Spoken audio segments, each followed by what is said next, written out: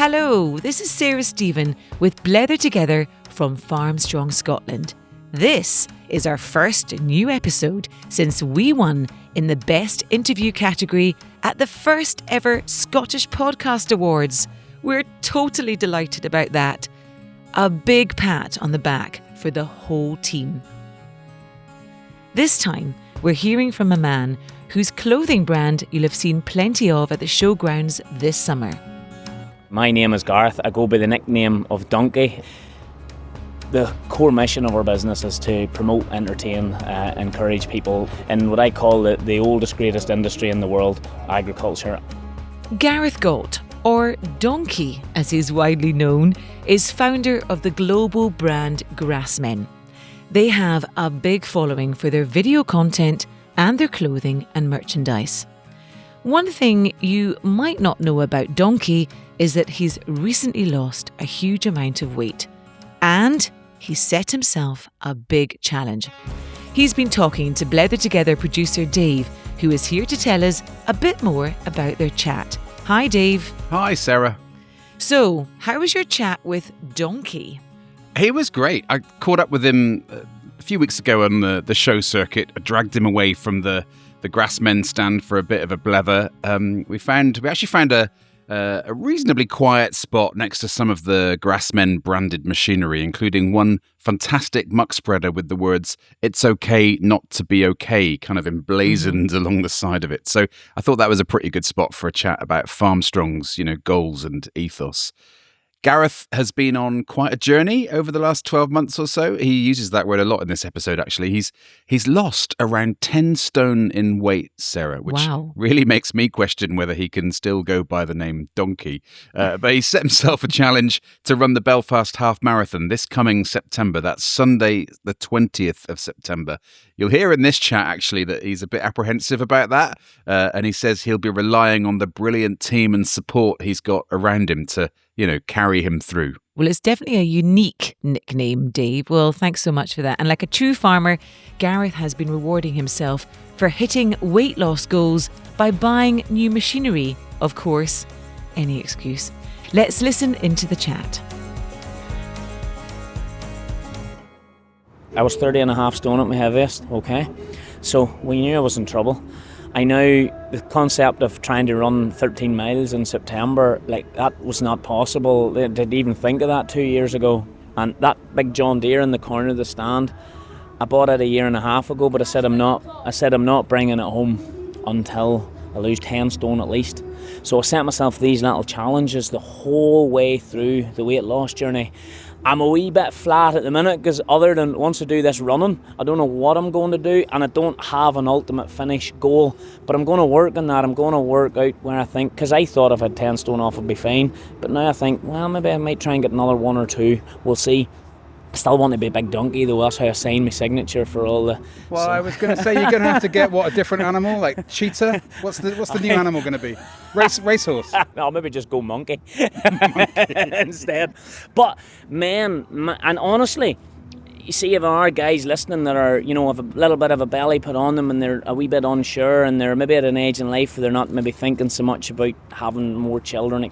You're at an age, and the middle-age spread, as they talk about, is on. And you can go to Randox and you can order online 50, 60 quid or whatever it is, get a male hormone blood test, stick it in your arm, let the blood run into it, send it away, and it advises you whether you need to go and see your doctor or not. And I'm telling you, that fixed my head something shocking. Everybody needs to seek their own sort of medical journey, don't they? Because the farming people, honestly, they'd cut limbs off before they'd go to a doctor. That's the mentality. You've also been getting fit, you've had a lifestyle change. 100%. You're doing a huge amount of, you're putting the work in, right? 100%. Well, not just relying on the science. No, not relying on the science, but the science cleared the brain fog, which meant whenever I was struggling, I always could lose a little bit of weight, 3-4 stone on a strict diet or whatever, 100%. But then when I would get low, I couldn't stay focused. And then I gave up, and then I went back eating. Whereas I've stayed focused this time. That's what I'm sort of getting at. It doesn't mean I don't feel low, because I think absolutely everybody feels high and feels low. I just believe I've great resilience to bounce back. As a reference point, A couple of weeks ago we were at the Royal Highland Show. I had a really bad week. I had a breakdown in the lorry going. I had a smashed window on a tractor going, which upset me, and the last day of the show got cancelled. And I was literally, I'd say, for the first time in my life, and I mean this, the first time in my life, I was proper homesick. It was cold, it was wet, it was miserable. And I've lived half my life away, and a lot of it sleeping. Like, I sleep in the lorry, and I love the solitude of that at the shows at night time. Get in and close the curtains and spend some time alone, decompress. And I found myself, literally looking over at the water going, could I swim home?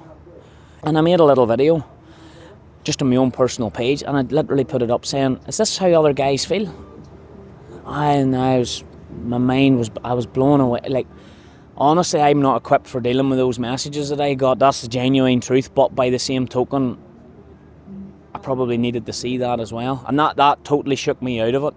I was like the next day, do you know what? Positive vibes again, big man. But it just let me see a wee snapshot into people's lives. A lot of guys, a lot of men. What you are, and this is really clear to me, is a role model to a lot of blokes, and people really look up to you. So when you put those sorts of things on social media, you share those vulnerable times, you're quite likely to be encouraging other people to do the same thing. I think so. I think for me, I hid behind it for years, by the way, because I had obviously, and I still have, and I'm very open about this, I still have a weight issue, but I've lost 11 stone in the last 2 years. Wow, Gareth. And I have to work out how to communicate this properly, because as soon as you say I'm on a weight loss journey, everybody thinks different things. But I had enough a couple of years ago. We're not just in the right timeline. It'll be 2 years in September, which I've signed up for a half marathon to do in the 2-year anniversary, deciding to get a bit healthier. So my point was, I wanted to be able to relax at the shows, have whatever takeaways, eat bad if I want to whilst I'm on the road, because it's hard eating clean when you're away from home. But I'm paying that back with doing something I absolutely hate, i.e. this is the discipline element. And I've been training a lot over the last couple of years, been in the gym a lot, lifting weights a lot.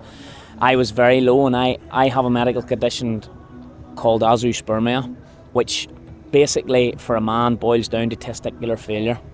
And I had a massive journey in America. We found a little bit of sperm, and we were able to I have a son, he's 10 now, but it was a massive journey, and I am now much more happy to talk about. I could have hid behind, I could have stepped out of a lorry in the morning and just put on the donkey face, no problem. The nickname, the brand, make everything about the brand, make everything about. But it was a mask. Oh, 100%. There was an element of it being a mask. Don't get me wrong, I would like to say most days were happier than sad, whereas now I'm a bit more honest, and I've made a few more of these raw, honest videos. I would never have spoke to you about this previously, but I feel like I'm slowly coming back to where I'm meant to be. I'm training better, I'm enjoying my training. You said you've got a big challenge in September, just around the corner, really. Yeah. Where are you at with that? Not great. Honestly. What's it going to be? It's a half marathon you're doing, half right? marathon. The Belfast half marathon? Belfast half. And that will be me practically celebrating 2 years of deciding I need to change my life. I'm going to have to work really hard now in August into September to get the miles. I've been training a lot more HIIT training. I haven't done too much pounding the roads as of yet, because without being disrespectful to myself, I'm still very heavy for running. I know that, but I'm still lighter. I did the leg of the marathon last year, and it was about 6 miles, and I was like 6 stone heavier, and I managed it no problem.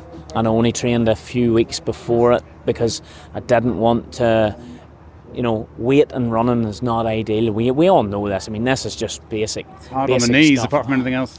But I'm doing a lot of more HIIT circuit training just to try and get the lungs and everything up into shape. So we're going to be pounding we are doing a bit of running, but we're going to really be pounding the streets hard now for the next, see if we can build that up. But I am hoping that we have fast progression, but then I'm so thick and so determined. I'll literally. You'll get round. That's the point. I will get round, and as long as there's a few of us doing it as a team, but as long as one person will sacrifice for me, I know they will, and they'll stay as my running partner, and that's what'll get me round. Because I will still need to lean on someone, because I will be grumpy, unconsolable, whoever chooses to run with me will probably get told a lot of bad things during that. Give it all the names. They will get all the names, and there will be absolutely at no point during that 2.5 hours I'm going to say, I really would like it to be no more than 2.5 hours. Make it stop. At no point during that will they at any point feel appreciated. But when we cross that line, they will get a massive hug. And I need that person in my life as well. And same with the guy, my gym instructor. There's none of this niceness. He proper beasts me because it's just what I respond to. I need to be spoken to that way. They need to get into my thick side. Not everybody can deal with that, but we will do it as long as someone's there with me, really driving me on. I don't do the whole, it's okay if you have to stop. I do the whole, you dare stop and I'll knock you out. You're running this. You will not stop. And that will happen. So I'll get dragged around it. Good on you, Gareth. There's something about knowing that a challenge awaits you, but also recognising how far you've come. You must be quite proud of how far you've come over the last 18 months, 2 years. A hand in my heart when I went to Holland to lift that tractor. I went on my own, which I've never done before. I didn't take any film crew. I took no one. I just went myself, and everybody was looking at me going, "What are you doing? Are we not going to document this? Are we not going to film it?" And I says, "No, I lost the weight, not you. This is something I have to do myself for me, and I will be like when I cross that line, knowing that I have probably saved my life. If I'm being really brutally honest, coming from that kind of weight." And being able to get the heart and lungs up to that kind of a distance. Now, I know that's nothing to... There's people here that just start running and run full marathons. No, we have guys at work that can do that. But to come from over 30 stone down to that and achieve that inside 2 years, I would say there'll be a tear in my eye. And I would imagine if I cross that line without walking, that's the challenge, no walking allowed. That's never, even in the 6 mile last year, no. So in my head, I cannot walk. I don't care if you walk faster than I run, I'll still try and plod along. And if I can do that and no walking, I'll see that as absolutely splendid. I will be a real proud boy of myself, and hope I can. Not a hope I can. I know I can. I just hope everything, body, legs, everything. And once I get this show over, I'll probably keep stalling. No. I'll go to a real clean eating diet then, just to get that last bit. And I'm happy to do that. I'm happy to go real. I don't mind doing it. It's just prolonged periods of doing it's the hard thing, and it's the preparation. By the way, this is something that kills us men too. To prep meals that you really should eat, there's nothing nice about that. And that's where support... It's a chore. It is. So that's where support is needed, And I would say that to girlfriends, wives, or vice versa, whoever does the cooking or whatever. If you have someone that is wanting to try and look after themselves or do it, support can come in more than just keep her lit. It could literally come in support of someone prepared to spend a little bit of time prep. Because, I have a fridge, freezer, TV... coffee maker, microwave, all in there. In the cab of the truck we're next to. Truck, So I can lie in there and watch the football at night, whatever, and have the microwave. But equally, the fridge can be full of chocolate as well as nice meals, if you get where I'm coming from in that. So my point is, if you have it there, you will eat it if you have someone looking after you. And I know a lot of modern people will go, you do it yourself, don't be so lazy. That's all right saying that. For me, I just wouldn't take the time. It's what works for different people, isn't it? It's not going to be a one-size-fits-all answer. I don't know, but it's hard to... Well, I'm well supported. I'm the most spoilt man you'll ever meet, by the way. They just... so I have to say that. In terms of everyone, my staff, they're very good to me. My wife supports me. She'd do whatever preparation I need, and then just friends at work or whatever. Even at work there, some of them be cooking a nice dinner. They would maybe come in the next day and say, look, we brought you some of that nice, because we know you're eating clean or whatever. And that's phenomenal. And you see, when you feel that your own people are behind you, you'll move mountains. And the lesson isn't just in ourselves. This is my point. The lesson is on other people to look around and see who you can help. If you haven't anything nice to say nothing. but people feel the need to comment, and sadly the people that make the harsh comments are the ones who need the most help. So we hear you, but go about it in a slightly better way. I try to tell my kids that, but it's not a message that always lands, is it? No, it doesn't always land, but yeah. In any business, organisation or team, your people are your best and most valued asset. And now Farmstrong Scotland is offering a programme of interactive workshops to help farmers and crofters build resilience and protect their well-being. It's called Foundations of Mental Strength. There was actually a past episode of Blether Together all about it. It's just starting to build on what Farmstrong can deliver to really, really help people. Protecting our mental health isn't meant to be scary. It's not meant to be confusing. It's not meant to be difficult. Workshops can be done on their own or within a wider programme. For example, at a team away day, a discussion society or a club meeting. To arrange a session or find out more, just contact us. It's hello@farmstrongscotland.org.uk. There's also a link in the show notes for this episode. It's been really interesting standing here with you, Gareth, and groups of young lads coming and popping by. They want to chat. They're kind of fed up that I'm talking to you. They want to talk to you. They want a bit. They want a bit of time with Donkey. The 4 days of it. And they're all wearing your clothes, by the way. They're all wearing Grassmen kit. It is humbling to see, and I think as a brand, I've a great team.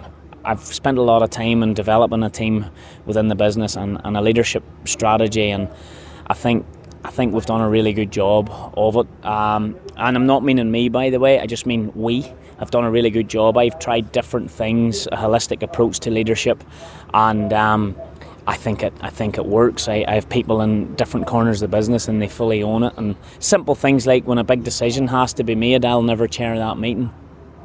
If it ends up, then someone will make that ultimate decision, and that it won't be me, and it means they will own that decision. I said we there's a lot more behind us as a brand, I think, than people realise. But that's okay. You know, they turn up and they think it all just happens. I have my department. My department is turning up to the shows, making sure everything gets here, making sure everything's presented the way I want. When it comes to the shop over there, that's 100% the guy over there called Dave. He's fully in charge of every item of clothing that's there. Every stitch that's put on, he designs, they work on all of this here. That has nothing to do with me. I won't even have seen that until they give me it and told me to wear it. So, and then there's another girl at home, and she'll be fully in charge of everything that's going on back there whilst we're here. Because we have 30-something employees there now, so it takes a little bit of management. Where did it all start, Gareth? Did you start out in farming and then get into the brand wear, or did you notice that? Tell me that sort of backstory. Yeah, the ABC of the rise of Grassmen was there was no farm for me. We were a farming family, but there was never going to be a farm for me, and I loved farming. So I had two brothers, and they were very educated boys. They went on and did their PhDs. One of them is now Associate Dean of the University of Ulster's a professor, and the other's a doctor in engineering, and then the black sheep here. So the black sheep came along, and he's like, I'm not doing this study and I'm not doing this PhD nonsense. It's not nonsense, but you know what I mean. Just the thought of putting a thesis together now, no. I'm more an outdoorsy sort of a person, and I did a degree all right in economics and management, and not many people know that, to be honest. And then I worked just as salesman. I worked in animal feeds, animal nutrition, anything to keep me close to farming.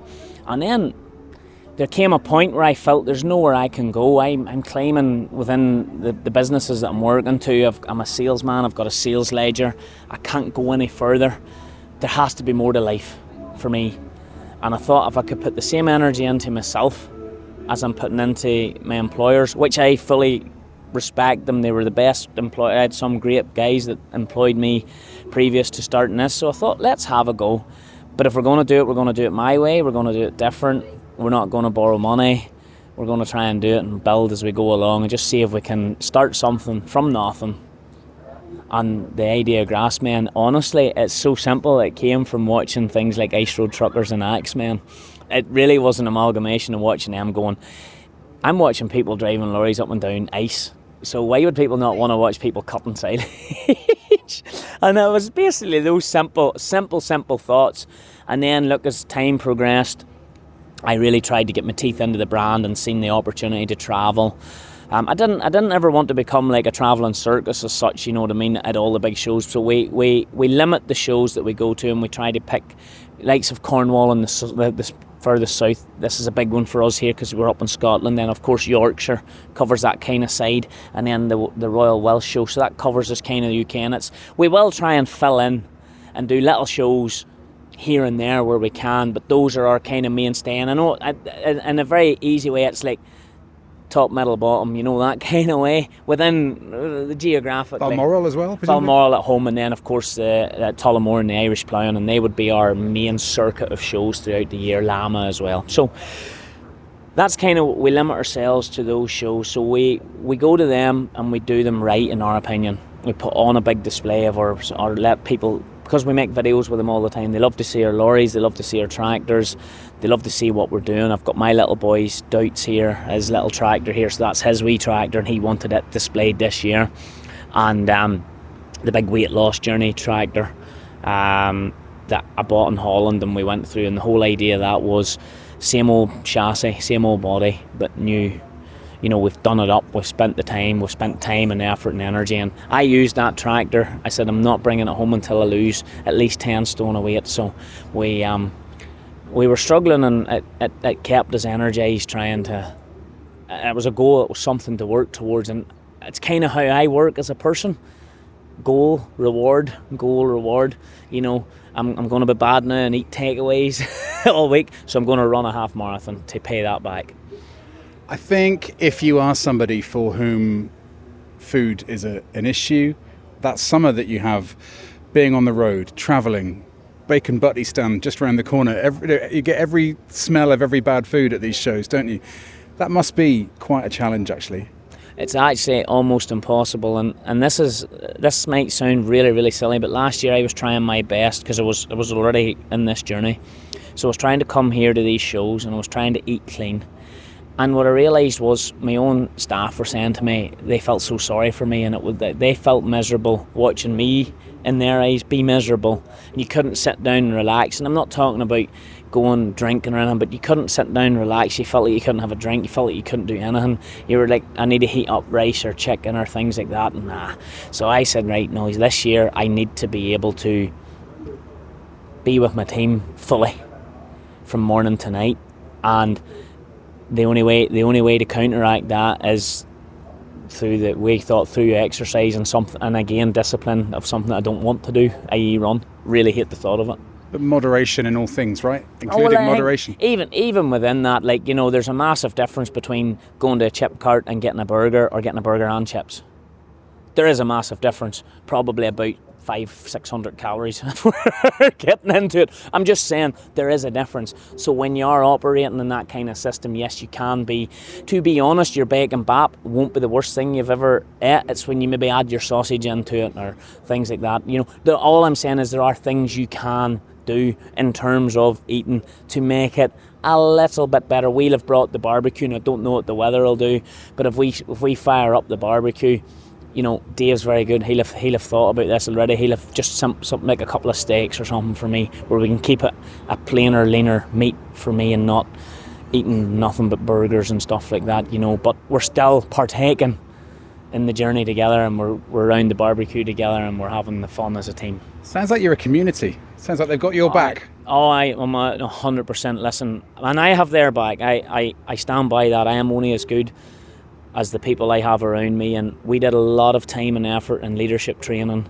We have that real core team, and I'd like to think I understand their desires in their life as well as my own, and one of my jobs is to make sure that they push on in their life with what they want to do.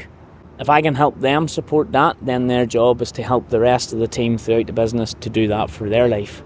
And if we can work together as that, then we are a big community and a family style business. And I've worked for the multinational, the FTSE 100 company. I've worked for the small family business company, and whilst I understand which one makes the most money and which one can, the people that can buy the yachts, there's something nice about going into work in the morning and having a cup of tea with people you like. Absolutely, couldn't agree more. If I was to put that through the sort of filter of Farmstrong Scotland and the way Farmstrong Scotland think about things, they talk about, you might have heard this before, the 5 ways to well-being. And one of those is give back. All the way through this chat, you've been giving off give back vibes. That's where you're at now. That's where your head's at, I think. Oh, 100%. We actually have a charity company set up called Project Grassmen. It just took a bit of time to do it. Now, we haven't got our teeth into what we want to do, but honestly, if you were to look into what we have given to charity over the years as well as a company, it's probably quite mind-blowing. We don't boast about it though, because you shouldn't give to boast. You should give to give. But like, we've raffled a couple of tractors in the past. We have our own tractors and things, and I believe we've done some wonderful things for charity, right down to even as simple a gesture as allowing that quad bike to sit in the stand, which is about, mind your head, and about the Yellow Willies campaign. They were just like, and the guy had a terrible bad accident in the Isle of Arran, and it was just like, why not? You can sit in my stand, that's no problem, because they just want it to be seen, people to read the message, and I know it mightn't sound, sounds like it's an easy thing to do, but it's a good thing to do in my opinion. It's nice to be kind. And these things add up. They add up over time. And it helps you, right? As well as the people you're helping, it helps you. Do you know, when I was down at Cornwall and I was trying to get into my head about getting up here and getting up to the show here, and you're trying to organise machinery and stuff, when the head goes down, you have to bounce back. If you don't bounce back, you will struggle. Like, it's just teaching yourself, right, I have to get bounced back here. I have to get going again, and that's where I believe I'm very, very strong. But it's more than that, isn't it? It's one thing to say, I have to do this, because that puts the pressure on you, but then it's putting the building blocks in place, putting the framework in place that allows you to do that effectively. So when your head starts to wobble a little bit, or when things start to teeter-totter and you're starting to feel a bit low, what do you do? What do you do to kind of get back in the saddle and get back up and running? Well, I think for me, a few different things, but gym is a big thing, a big part. Lifting weights is a big part of helping me feel good, feel strong, feel alive. So I have a really good training partner, and I lift with him as much as possible. Then I have sort of three people that I talk to a lot, and I can talk to them. There's zero judging. There never will be, and they're just and in particular of the three, there's two that are just rock solid friends that I'll pick up the phone at least once every day, and it might be as simple as, you all right, love you, under pressure, see you later. Literally. And it just could be, my mate could be milking his cows, and it could be 3 hours, going up the road in the lorry, just babbling through. But these are just guys that I know I can tell anything to, and vice versa, and we've steered each other out. And one of my guys, and he'll say to me when I was at Cornwall, I was on with him, and he says, big man, I'm in two minds whether I'm going to have to get a plane and go out there and kick your ass.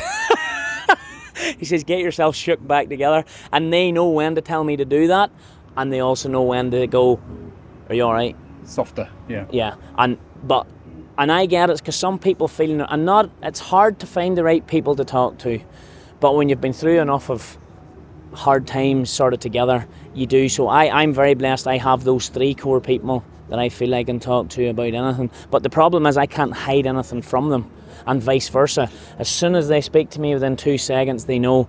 And I would just encourage people, try and find those people in your life that you really can, because that's the whole concept, to share the load, because they know, they're like, oh, big man, we all have bad days, we'll get through this, what can we do, is there anything we can do, or do you need me to come over and help, or whatever. And I know if I said I need you over here, they'd be over, and it's I call it, and you'll have heard this before, these are the guys you can call, these are the people you could call at 3 o'clock in the morning, the real people, and vice versa, and you would just be there no matter what you have to do. And we all need that one. We don't need 10 of them, we don't need 50 of them, we just need 1 or 2 that we can really sound our life past. You couldn't have 10 of them, actually, because it's a deep relationship. Yeah.